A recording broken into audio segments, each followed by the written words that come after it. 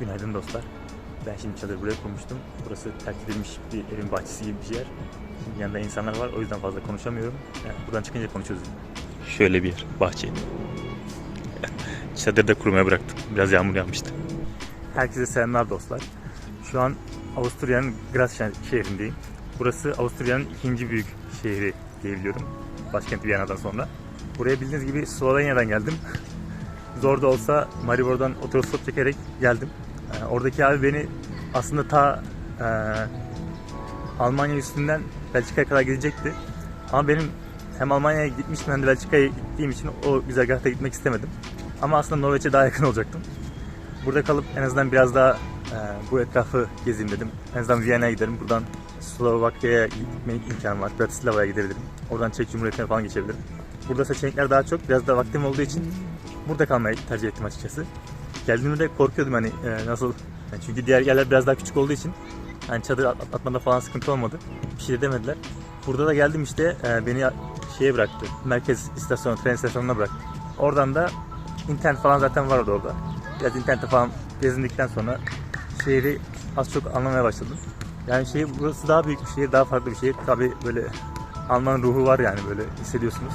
Burada daha çok işte Avusturya, Macarca, bir de Slovenya'da kullanılıyormuş sanırım bildiğim kadarıyla.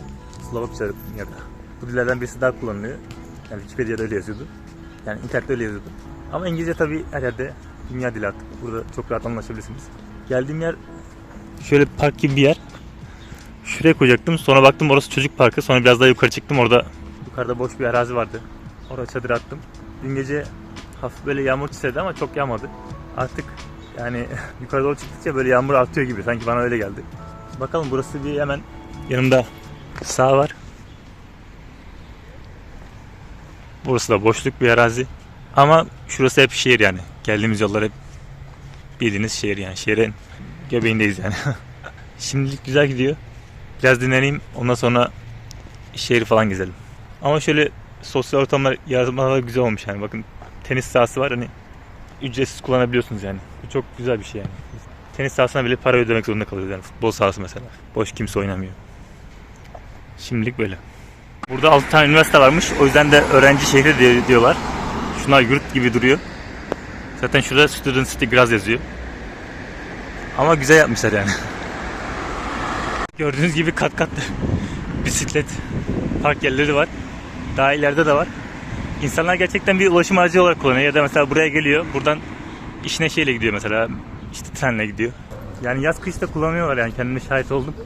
O yüzden hani hem daha çevreci bir çözüm hem de trafiğin azaltılmasında etkili ama tabii ki bisiklet yolları da şart yani. Burada mesela gidiş geliş bisiklet yolları var yani.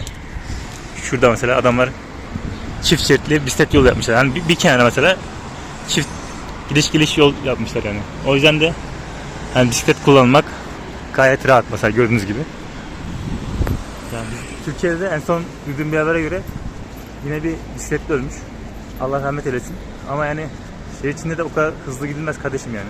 Hani bisiklet sürün diyeceğim ama sürenler de yani bin pişman yani. Trafik yüzünden, araçların sıkıştırması yüzünden. Hani ben motor sürerken bile sıkıştırıyorlar da bisiklet sürerken ne olur düşünemiyorum yani. O yağmurluydu, ben de tren istasyonuna girdim. Burada McDonald's falan da var. İnternet de var. O yüzden iyi bir sığınma noktası. Gördüğünüz gibi buraya da sigara içmek için böyle bir alan yapmışlar. Sadece burada içebiliyorsunuz. Anlayışınız için de teşekkür ederiz. Hemen sol tarafta zaten market falan var. Yani otel karşıda spor salonu var. Yani tam buraya indiğiniz zaman ne isterseniz onu yapabiliyorsunuz yani. Her yere ulaşım rahat yani. Otobüsler falan da var. Burada tren yollarının böyle geçmişini gösteren resimler var. Şurada işte filler falan gelmiş. Birisiyle öpüşmüş ama kimle öpüşmüş bilmiyorum. Ama şu Gastarbeiter dedi yani misafir işçi. Bu abi kesin Türktür ya bak. Bıyıktan tanıdım, kesin Türktür yani. Burada çocuklar bir oyun oynuyor ama anlayamadım. Böyle birbirine zıplıyorlar, böyle birbirine dokunmaya çalışıyorlar, birbirinden kaçıyorlar sonra. Değişik bir şey yani, bizde yok. Şimdi Old Town'a doğru yürüyorum. Yani şehir düzenli, bakın dümdüz yol yapmış adamlar. Burası yani eskiden ilk yerleşim olduğu yerler sanırım. Bildiğim kadarıyla. İleride saray falan da var. Daha çok müze, katedral, o tarz şeyler var yani. Gezilecek yerler arasında. Yol demişken şu da aklıma geldi. Dün Tommy beni getirirken bir köprünün altından geçti. Biz yanlışlıkla Salzburg'a devam ettik. Bu arada şunu gördüm, şunu göstereyim size. Annen kafe. Burada Türk lokantaları bayağı fazla. Türk nüfusu da fazla. Bildiğim kadarıyla. Yani yolda giderken zaten Türkçe duyacaksınız yani büyük ihtimal. Neyse abi, Tommy Salzburg Mini oradan işte Belçika'ya doğru gidecekti, tamam mı? Beni unuttu, Graz'a bırakacağını söylemişti. Graz'a geçti yanlışlıkla. Biz bir tünele girdik abi, tünel 8 kilometre. Git babam git, git babam git, neyse. Geçtik. Dedim bu dağdan mı geçiyor falan dedim. Yok dedi, bu şehrin altından geçiyor yani. Böyle şehirler arası yolu şeyin altına geçmişler. Yani şehir merkezinin altından geçmişler. O da ilginç. Sonra adam gitti 8 kilometre gitti, 8 kilometre geri geldi, beni bıraktı bir de merkeze işte. Ondan sonra tekrar yoluna devam etti. Abi burası Almanya küçük Türkiye ya. Baksana, domates kebap, patlıcan kebap, direkt Türkçe yazmışlar. Mevlana. Yani gördüğünüz gibi burada aç kalmaksız olan Türk lokantaları falan var yani. Ya burada o kadar çok enteresan şeyler var ki hani hepsini göstermek zor yani. Mesela burası bir berber dükkanı. Yani bildiğiniz berber dükkanı aslında. Ama buradaki berberler sanırım randevu alıp geliyorsunuz. Şunlar jiletler. İçeri göstereyim. Adam harbiden eski şeyi korumuş yani. Eskideki berberler nasılsa öyle bir dizayn yapmış yani. Bir de burada alt kültürlere ait dükkanlar falan da var. Mesela işte kaykay olsun, işte hip-hop olsun, mesela bunlara ait giyim eşyaları, işte kaykaylar falan. Onlar zaten özel dükkanlar var ve onlara özel eşyalar da orada satıyorlar beraber. İlk olarak burayla başlayalım. Burası zaten Old Town'a giderken yolunuz üstünde göreceksiniz. Solda kalıyor. Fransız Kanal Kirche. Kirche zaten Almanca'da kilise demek. Hem kilise hem manastır olarak kullanılmış. Yani 1239 yılında da kule yapılmış. Araba yok ama kimse geçmiyor. Şimdi ışık yandı. İstanbul'da hep geçmeye alıştığımız için burada insanın geçisi geliyor. Böyle sabrı zorlanıyor yani insan. Ama bir kere kurallara uyunca tabii ki artık devamlı uyuyorsun yani. O yüzden sıkıntı olmuyor. Sizce bu renkler neyi temsil ediyordu? Yorumlara yazın. Abi çok özür diliyorum. O dediğim manastır burasıymış. Kusura bakmayın. Az önce diğeri de buna benziyordu. O yüzden o sandım. Yani 1239 yılında yapılan burası, bu kuleymiş. Yanında da manastır varmış. Burada artık bir gelenek oldu abi, biliyorsunuz. Aşıklar gelip bu köprülere kilit bağlıyor ve aşkları sonsuz oluyor. Burası daha çok bağlamışlar burada. Burası da Kunsthaus Graz, yani sanat müzesi. Şimdi Graz'da yeni ve eski yapılar birleşimi bir şehir. O yüzden de böyle tarihi yapıların arasında yeni yapılar da görmeniz, farklı yapılar görmeniz mümkün yani. Bugün de cuma akşamı olduğu için etkinlikler falan var galiba. Alttan da nehir geçiyor abi. Gördüğünüz gibi. Nehir var ya, acayip serinletiyor ya. Şu an anlatamam yani. İçine girip yüzmek isterim şu an. Akşam tabi insanlar yavaş yavaş yürüyüşe çıktı. Çok da kalabalık değil. Yani burası biraz daha merkezi olduğu için kalabalık. Diğer taraflar biraz daha sakindi. Bu olay da burada dönüyormuş. Adamlar köprü altına bar kurmuş ya. Vallahi aklıma gelmezdi yani. Şimdi Hauptplatz'a geldik. Yani burası ana meydan. Şimdi aslında gezecek çok yer var ama şu an akşam oldu. O yüzden bugün gösterip tekrar bir de yarın anlatmak istemiyorum. Yani en azından bu akşam ben gezeyim, iyice bir göreyim. Yerleri iyice öğreneyim. Sonra size anlatayım. Sizin de fazla vaktinizi almayayım. Şimdi bugünlük bu kadar. Ben gideyim artık biraz daha gezip sonra dinlenirim. Detaylısını, burası hakkında bilgiyi daha sonra anlatacağım ama. Görüşürüz. Abi herkes döner yapmasın ya. Şu dönerin haline bak, yazık vallahi. Acıdım. O kadar satış yapıyor ama yani şeyi de düzgün yapmak lazım abi. Hani yapıyorsun, satıyorsun ama o şeyi birlikte yapmak lazım. Öyle döner mi olur? Gelin Türkiye'ye göstereyim size döner nasıl yapılıyor. Ama ilginç yani, buradaki Almanya'daki buradaki döner yemedim ama mesela Almanya'daki dönerde soslarla falan katınca değişik bir lezzet oluyor. Farklı bir yiyecek türü gibi oluyor. Ama tabii temeli aynı yani. Ömer abi, bugünü böyle bir gösteriyle açmak istiyorum. Adam ışıklarda durup gösteri yapıyor ve para kazanıyor sanırım. Başlığı alıyor mu bilmiyorum. Şimdi burası Gazi Üniversitesi Orhan Kütüphanesi'ne geldim. Videoları burada yapacağım şimdi biraz. Burada çalışalım. Kütüphane harbiden efsane ama çok güzel yani. Vakit olsa gezdiririm sizi de. Üniversitenin kampüsü bu şekilde. Şimdi hafta sonu olduğu için bir de çok kişi yoktu. Çoğu yerde kapalıydı, o yüzden fazla üniversitenin yerini gösteremedim aslında. Zaten pazar günü de kapalıymış. Bugün cumartesi. Yani kitap olan bölümlere giremedim. Hani halka açık mı tam anlayamadım. Adama dedim işte biraz çalışabilir miyim dedim. Normalde yasak galiba ama tam anlayamadım. Olmayan Almancamla bir şeyler söylemeye çalıştım. Ben burada çalışıyorum falan dedim işte birkaç cümle. Neyse insafa geldi, izin verdi. Böyle sessiz sakin tabii, sanırım üniversite tatil olduğu için, bir hafta sonu olduğu için şu an kimse yok yani. Herkese günaydın dostlar. Böyle biraz parça parça günü gösteriyorum ama kusura bakmayın o yüzden. Bugün yeni bir güne başladık. Bildiğiniz gibi ben şurada kalıyordum. Şurada çadırımı kuruyordum. Ama artık terfi ettim. Eve taşındım, evet. Gözlerinize inanamayacaksınız. Eve taşındım. Şöyle 1+0 eve taşındım. Burası boştu. Ben dedim en azından burada kalayım, üstü kapalı falan. Benim için daha iyi oldu. Biraz tozlu falan ama ev harbiden çok sağlam ahşap bir ev. Çok kaliteli yapmışlar yani. Çok beğendim. Ben de ileride kendime böyle bir şey yapmak istiyorum. Burası oturma odam. Burası bahçem. Yani çok küçük bir yer ama bana yetiyor. Öyle büyük gerçekten dairelere gerek yokmuş. İnsan hani alışınca küçük bir oda bile yetiyor insana yani. Yeter ki rahat yerinde olsun yani. Huzur yerinde olsun. Bir oda bile yetiyor insana yani. Şimdi size ilk misafirimi göstereceğim. Hem de çadırıma konuk olmuş. Sen nereden geldin ya?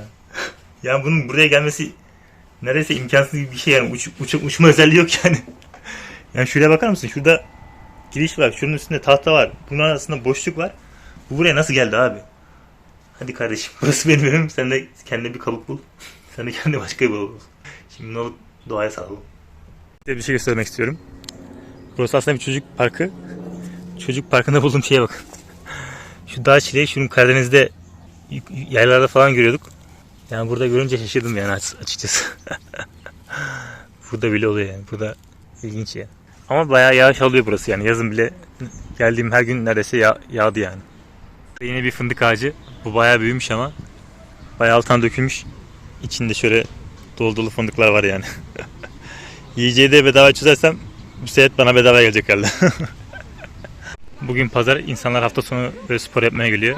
İşte masa tenis oynayan var, tenis oynayan var. Bu da bizim milli sporumuz. Tabii ki kimseye bırakmıyoruz abi. Kendimiz oynuyoruz. 9 numara Falcao. Şimdi bir penaltı kullanacak. Penaltı, of. Fena deldi. Penaltı değil deldi ama bilmiyorum penaltı mıydı. Neyse. Abi mesela bir şey demek istiyorum, bir de aklıma gelmişken artık onu da anlatayım. Şimdi mesela bazı insanlar yurt dışına gelip mesela kendi kültürlerini koruyor. Bunu biz çok yapıyoruz mesela. Daha çok. Ama dışarıdaki kültürlerle alışveriş yapmıyor. Sadece kendi kültürünü yaşıyor ve onu devam ettiriyor. Mesela Almanya'ya gelen Türkler mesela bazıları Almanca bile öğrenmeden yaşayabiliyor ve hayatlarını devam ettirebiliyor gerçi. Hani bir sorun yok tabii ki bunda. Böyle isteyen böyle de yaşayabilir. Ama insanlarla etkileşimde olmak, hani onların da kültürünü anlamak, onların da yani geleneklerini, duygularını, düşüncelerini anlamak bence güzel bir şey. O yüzden de dili öğrenmek ilk başta geldiğiniz yerde yapmanız gereken bence bana göre en önemli şey yani. Siz ne düşünüyorsunuz? Kültürünü korumalı mı yoksa karşı tarafla da etkileşime girmeli miyiz? Yorumlara yazabilirsiniz. City Park diye bir AVM'ye geldim. AVM bile kapalı ya pazar günü, şuraya bakın. Bizde olsa gece 12'ye kadar açık tutarlar yani, şey olsa hani insanlar öyle istiyor yani. Ama insanların da tabii dinlenmeye, kendine vakit ayırması lazım. O yüzden de bence yaptıkları güzel bir uygulama. Pazar günü her yer kapalı abi. O yüzden dinlen yani. Dinlen. Abi şöyle bir yere geldim. Şöyle kameralar falan var. Yüksek güvenlikli. Ulan burası ne dedim, böyle kale gibi falan. Meğerse hapishaneymiş. Burası Avusturya'nın 3. büyük hapishanesiymiş. Zamanında Fransız savaş işçileri burada tutuluyormuş. Yani 3 yıldan ömür boyu hapse kadar ceza alan kişiler burada hapishaneye giriyor işte. Cezasını çekiyor diyelim. Şöyle bir araba gördüm. Lavanın nesli tükendi diye biliyordum ama demek ki yeni araba çıkarıyormuş abi. Önden de bakalım. Şu sembolü hatırlayanlar hatırlar zaten. Biraz değiştirmişler ama güzel olmuş. Burası da merkez mezarlık. Ben şimdi McDonald's'a geldim de burada internete falan gireyim. İşlerimi ayarlayayım. Yolda geçerken de gördüm, ilgimi çekti, o yüzden size de göstereyim dedim. Selamlar. Şimdi biraz acıktım. O yüzden markete gittim. Marketten yine bir şeyler aldım. Size de göstereyim. Şu abi şunu deneyeyim diye aldım, peynir diye. Aslında Blue, yani tahmin etmem lazımdı küflü peynir olduğunu da. Blue cheese sanırım. Bakın abi, harbiden de küflü yani. Normalde belki yemezsiniz ama bakın şurası, şunlar hep küf yani. Hatta şurada beyaz beyaz bir şeyler oluşmuş. Ama tadı fena değil yani. Çok ağır değil hani, deniş. Bu danların peynirinden biraz daha hafif. Ekmek aldım. Ekmek, turşu, bir de bu peynir çok güzel. Üçleme çok güzel gidiyor. Muz aldım. Tiramisu aldım. En pahalısı buydu. 3.29. Yani hepsini toplasan 8 euro falan tuttu. Yani şu küflü peyniri Türkiye'de bu 8 euroya alamazsın bence yani. Burada gerçekten fiyatlar çok iyi.